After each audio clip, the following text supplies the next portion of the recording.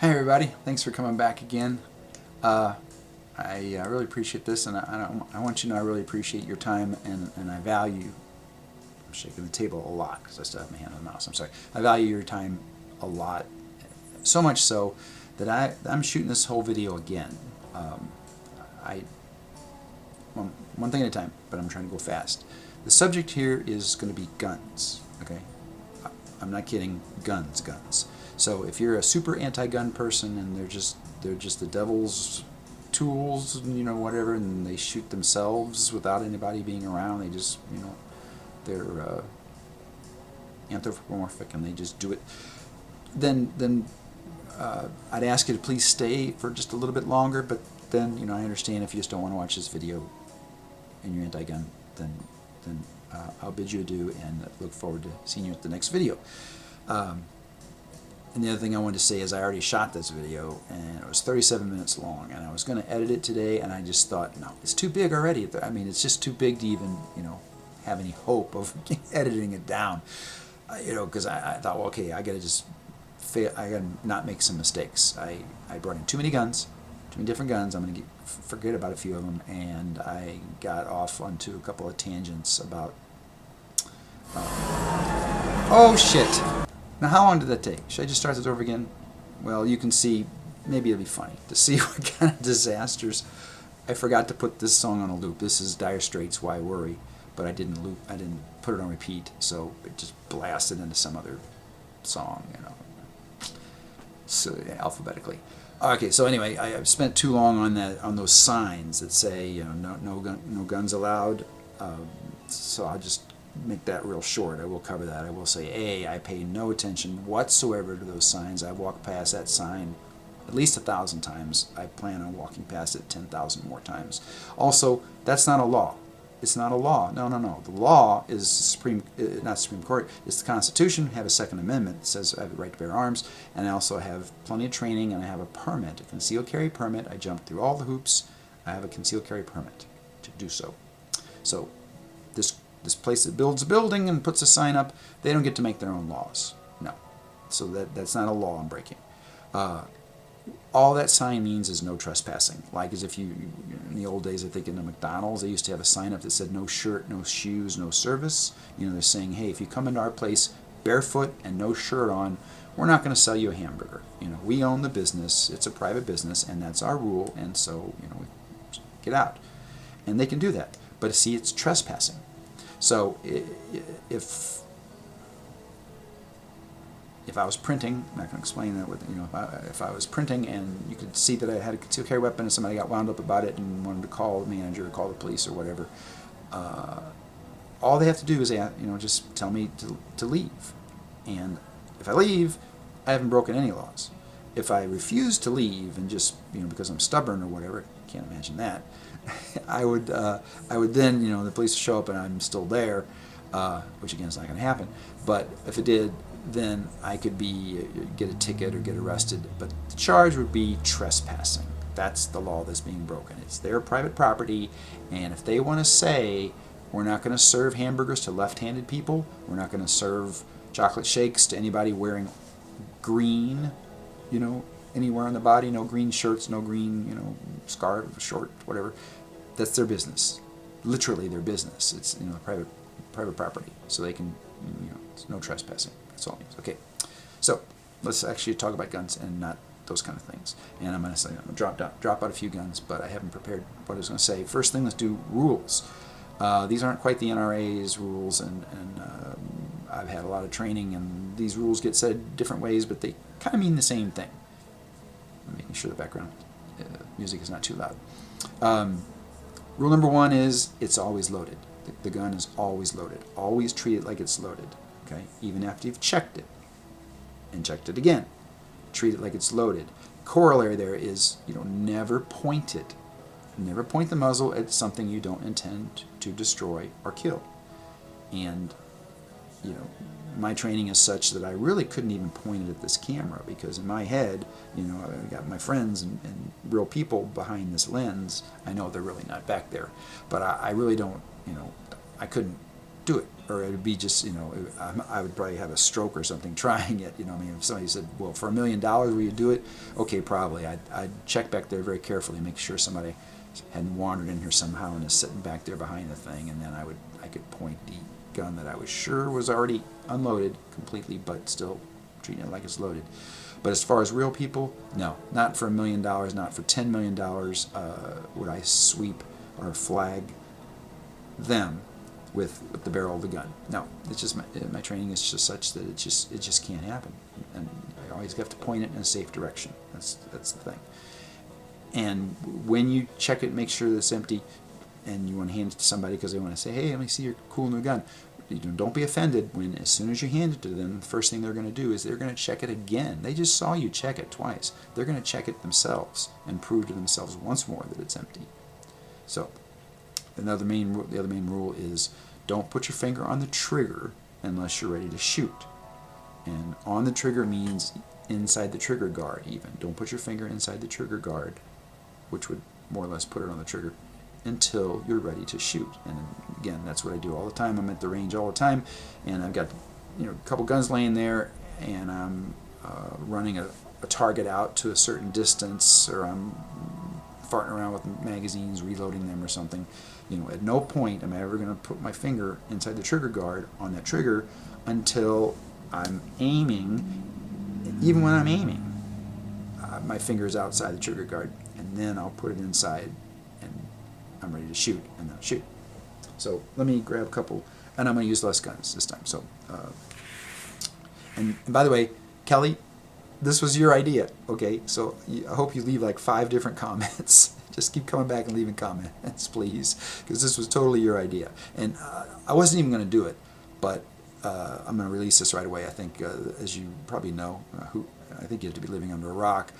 Super riots going on, right? In Minneapolis, and for some reason in Denver is the 2 cities I hear about. I don't pay much attention to the news. I don't have it on much, but that's my understanding. Denver.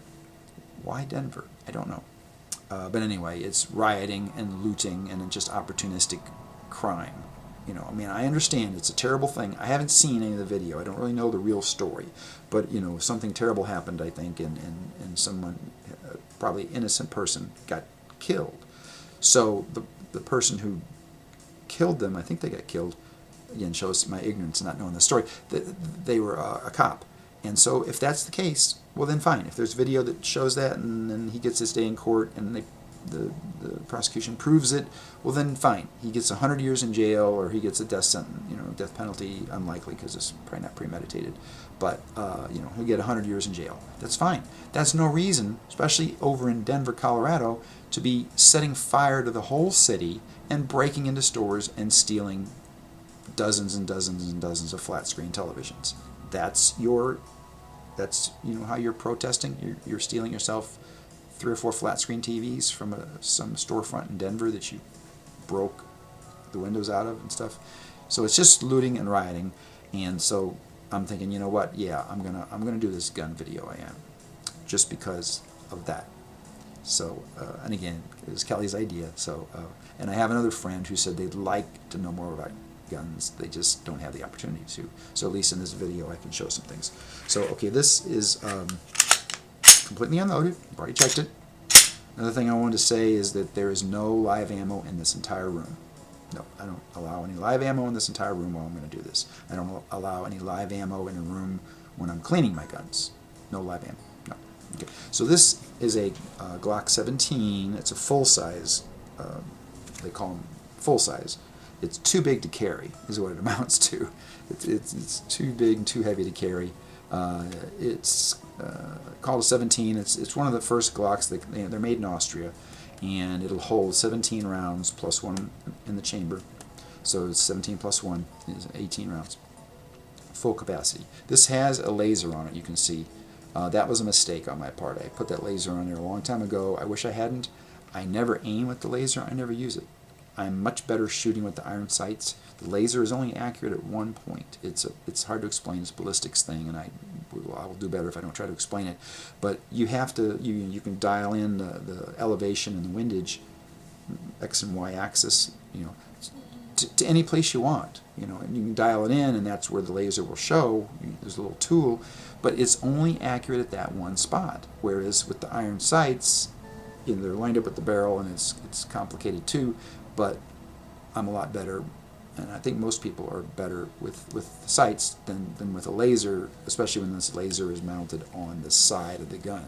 See, so it's already wrong because the the barrel's here and the laser's over here, so it's it's already wrong, and you've had to turn the laser toward the barrel, and that's why it's only going to intersect where the bullet's going to go. It's only going to intersect that at one point. This happens to be about 43 feet downrange.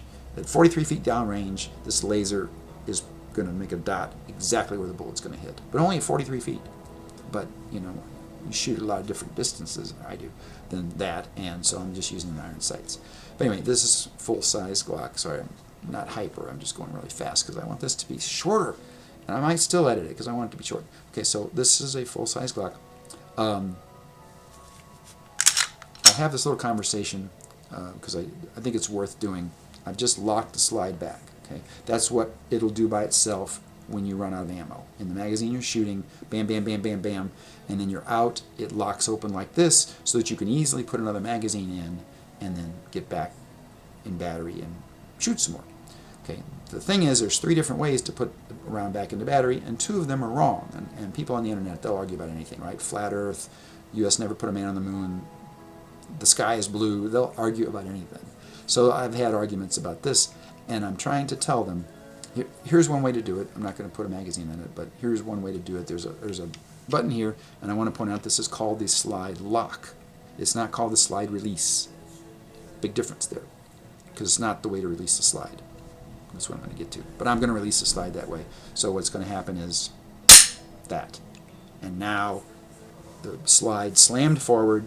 It would have taken a round off the top of the magazine if I had a magazine in there, and there'd be a magazine in the pipe, and it's ready to shoot again.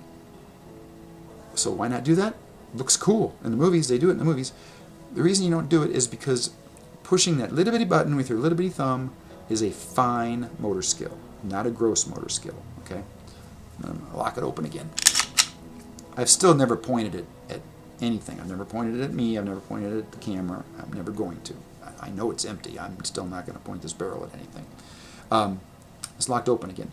The way to do it is to grab the top of the slide, pull it back just a little bit, hear that click, and then let it go.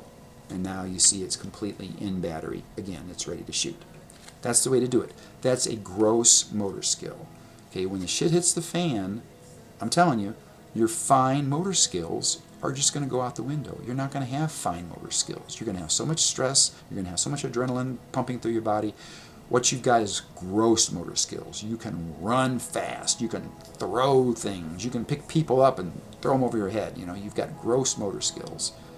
You don't have fine motor skills. It's no time to do brain surgery. No. And this is kind of like, the equivalent of brain surgery. It's a fine motor skill. Your little thumb is trying to find that little bitty button, and don't do it. It's a fine motor skill. Just rely on gross motor skills and train and train and train with gross motor skills. Grab it on top, pull it back, let it go. Okay, and it'll put it in battery. Let me get a magazine for this full-size Glock. Okay, so here's a mag, and that's a snap cap. I'm not going to explain it in detail, but that's not a real bullet. That's why it's reddish. The whole thing is reddish. It's what you use so you don't hurt your firing pin. Anyway, it's a snap cap. Alright, I'm going to lock the gun open again, and this time I'll put a magazine in it. This is the magazine well. By the way, this is a magazine. It is not a clip. It's never ever a clip. Please don't call it a clip. Okay, it's a magazine, not a clip. So I'm going to put this magazine in magazine well. That's where it goes, right? Sounds like a good place for a magazine well. And now I'm going to release it the way I was talking about, overhand. Okay, now that dark reddish thing that you saw at the top of the magazine, it's not there anymore. I'm going to drop the mag out, make it a little easier, but I'm going to show you if I can do it on camera, right? Am I doing it? There it is. See that dark red? Ignore that stupid laser. See that dark red round? That's the one you saw in the magazine before. Now it's in the pipe. It's in the battery. It's ready to shoot. That's how it got there. Was I did that overhand thing. Overhand thing. overhand grab thing, like I was saying, and that put it in battery. And again, that's what it'll do when it runs out. Let me check this one. And try not to catch those. They do it in the movies. It looks cool. I do it all the time too. I shouldn't. I just don't want to have to wander around and see where it rolled to and pick it up. So I snatch it out of the air because I can.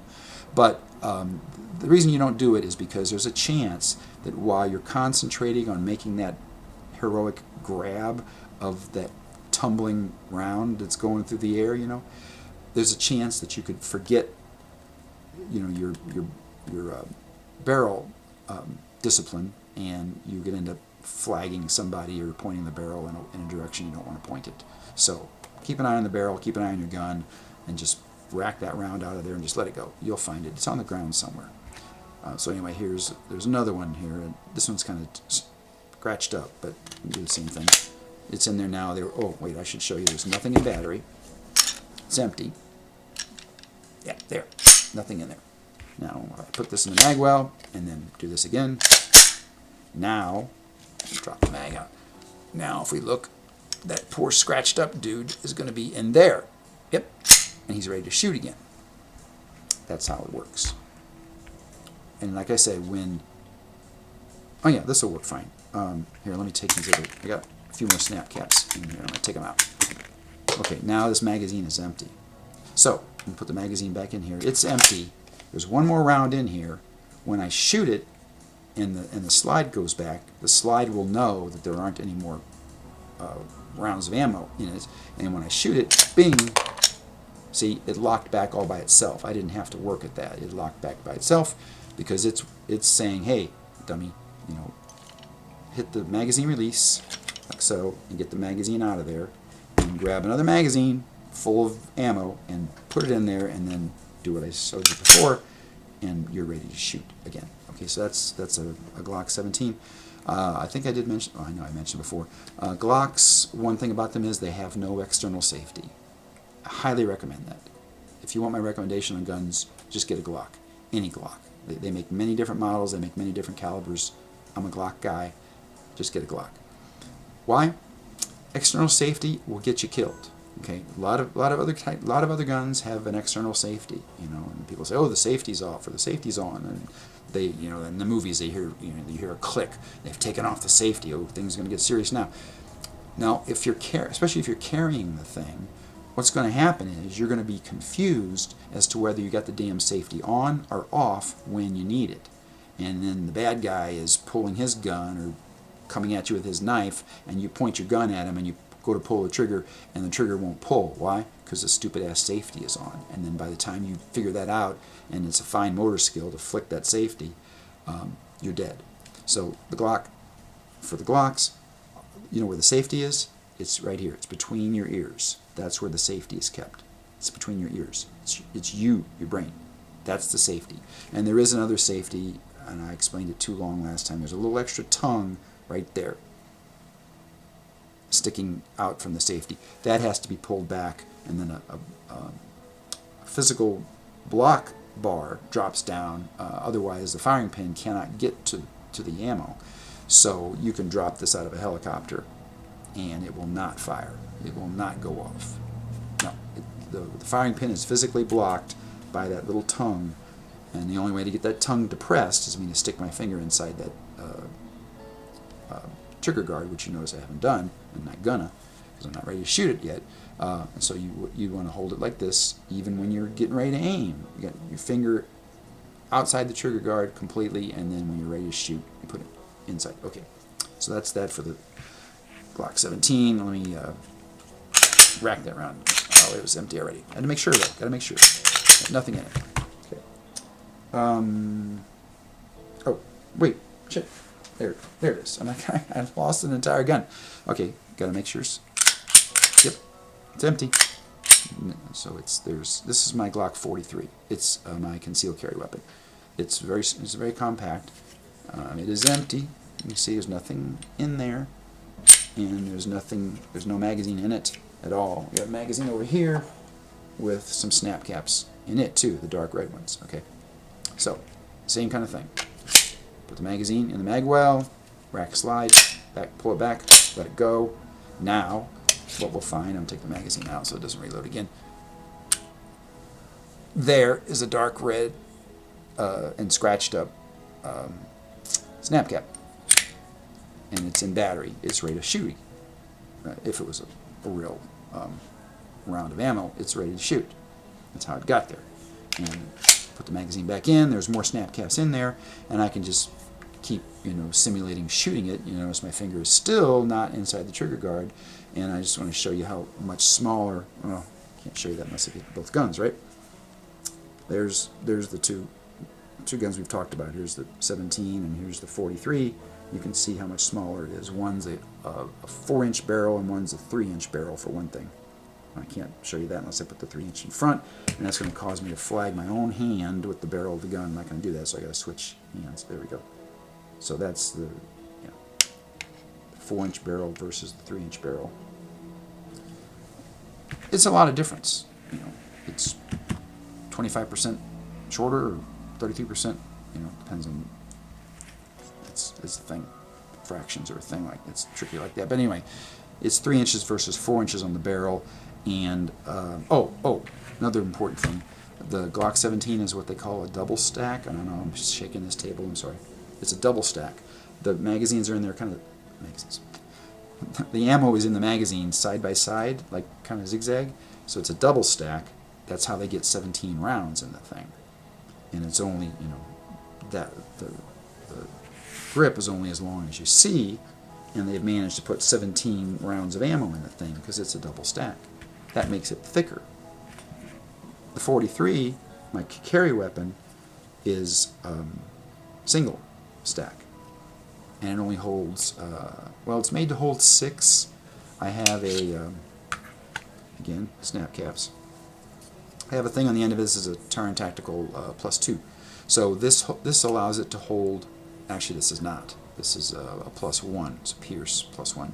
My other one is still full of ammo. I just left it in the other room because I got extra mags, but this is a +1. But the one I carry is a +2. So I get 8 in the magazine, +1 in the pipe, so I'm carrying 9 all the time. And it's a pretty compact gun for me being able to have 9 rounds of ammo. Again, my other one would have 18 rounds of ammo, literally double, but it weighs more, it's got an inch longer barrel. You just can't reasonably carry concealed a Glock 17 or even a Glock 19. People try, I think, with the 19, but it's too big. It's too big. This is the size I'd recommend, and this is actually the gun I would highly recommend. That's why I have it for concealed carry. Okay, trying to move along. I'm going to get that mag out of there. Going like that out of there and get that snap cap out of there. Alright, completely unloaded. No, don't want to leave them laying around even with snap caps in them. They have no magazines in them. They have no snap caps in battery, so nothing. I've given so little thought to this. One improvement I think I have made that I thought I could do this better. Why is this screen so white back there? What the hell? Oh, it's iTunes. Piss off, iTunes. You've caused me enough trouble. There. So bright. I've added more light, although I just took some away, I realized. But I added more light because I thought the other one was a little bit dark, and I use that all the time for our little, most of my YouTube videos are just, story time, telling you about how my car tried to kill me 3 or 4 times, or occasionally there's something else, a rant, where I'm actually, whether I'm doing it just for fun, for the humor, or whether I'm actually ranting about something.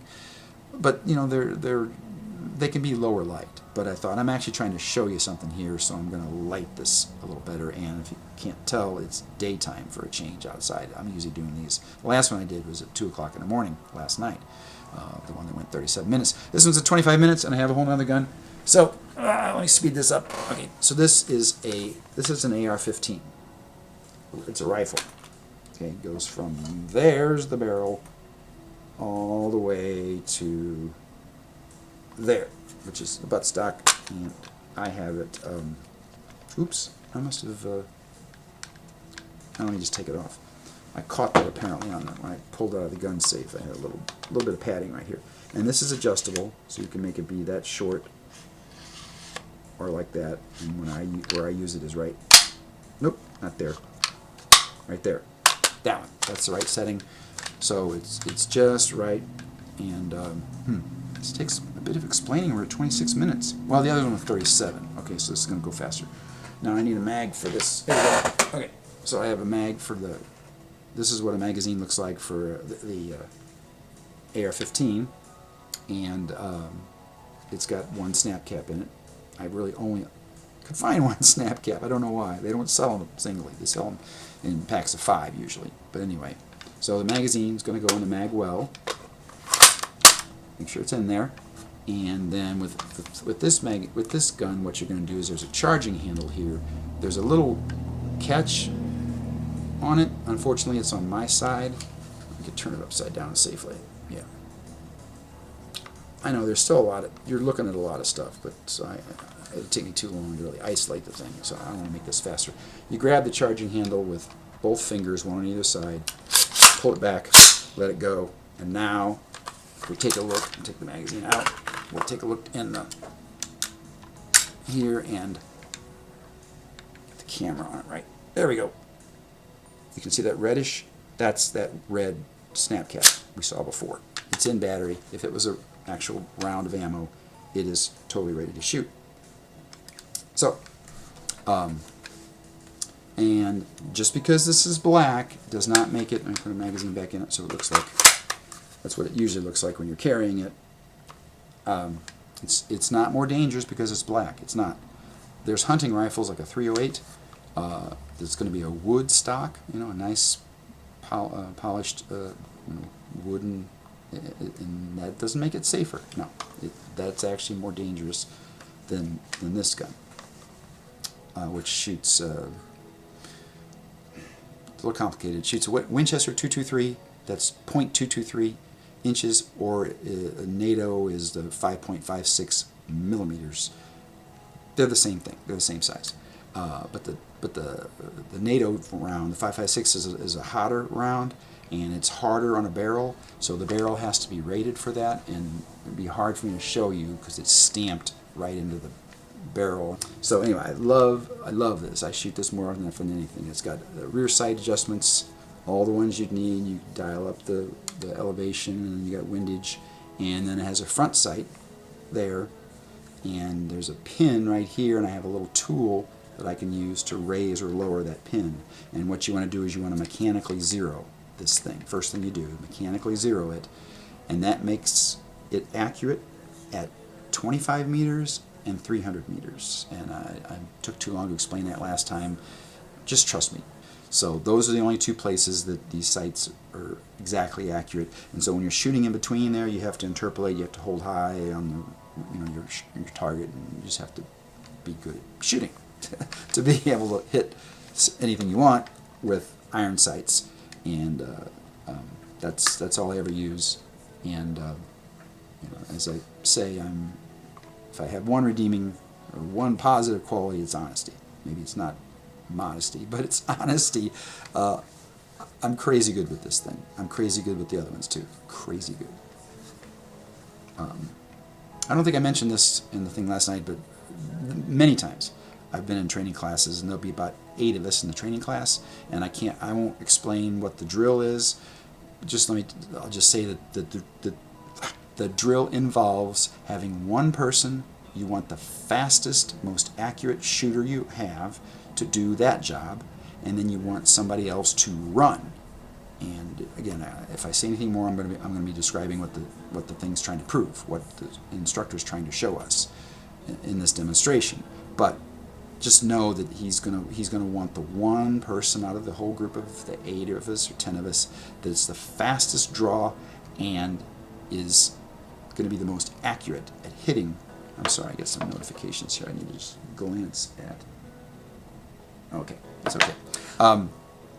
Most accurate at hitting the target, and that's always me. He's been watching us all day. He's been watching all of this, and he's a professional instructor, and we don't usually do these drills like this when I'm talking about until the afternoon. We've been shooting for 6 hours already. He's watched us like hawks constantly, and he always picks me. And then he says, here's what I want you to do in this one. I want you to draw like this. I want you to do this. And he said, I want you to hit the target. It doesn't count how fast you're shooting if you don't hit the damn target. So draw as fast as you can and fire 2 shots as quickly as you can get them out of the gun, but make sure they both hit the target. I'm like, got it. And of course I do exactly that. And he picked the right person because I'm crazy fast. I am. So, not trying to brag, just trying to tell the story correctly. Right, what else do I want to tell you about this? I don't want to tell you any more about it because we're at 32 minutes almost. Oh, yeah, I have a laser on this right there. It's, again, only accurate at one distance, and I don't use the laser on this for aiming ever. It has a bit of an intimidation factor, I figure. You know, if I put that laser on somebody's chest and they see that bright red little glow like you see on TV, you know, it can be intimidating. And I also have a flashlight there. So, and that can be useful, you know, if you're in your own house and it's pitch dark or wherever you are, you know, flashlight's always useful for a flashlight. So both of those are mounted on here. They call that furniture, but I've got that on there. People put all kinds of, this particular platform, the AR-15, is very, very customizable. You can put a popcorn maker on there. You can put, you know, I'm kidding, but you can put all kinds of stuff on the thing. That's all I put on it. Is I've added a laser myself, and I've added the flashlight myself, both of these, and it didn't take any gunsmithing or any particular talent more than, you know, just knowing how to use a screwdriver or whatever. So is there anything else I want to tell you about this? Oh, okay, this is something I didn't mention yesterday. I will today, except I only have the one round, so I gotta catch it. No, there it is. So let me put this round back in the, here's the round, here's the mag. I've got to put it back in for this demonstration, and I got to hurry because I don't want to be too long. The thing I want to get to is called the ping pong paddle. It's not its official name, but that's what everybody calls it. So, oh wait, I didn't do what I wanted to do. I wanted to lock the slide open. Okay, hang on.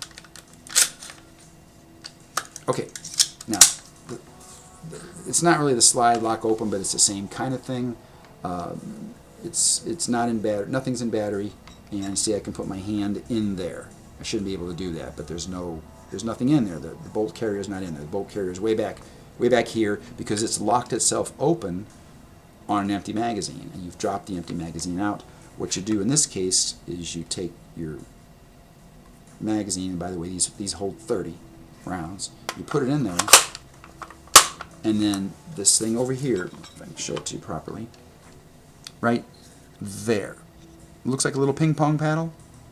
That's why it's called the ping pong paddle. And you smack it like that.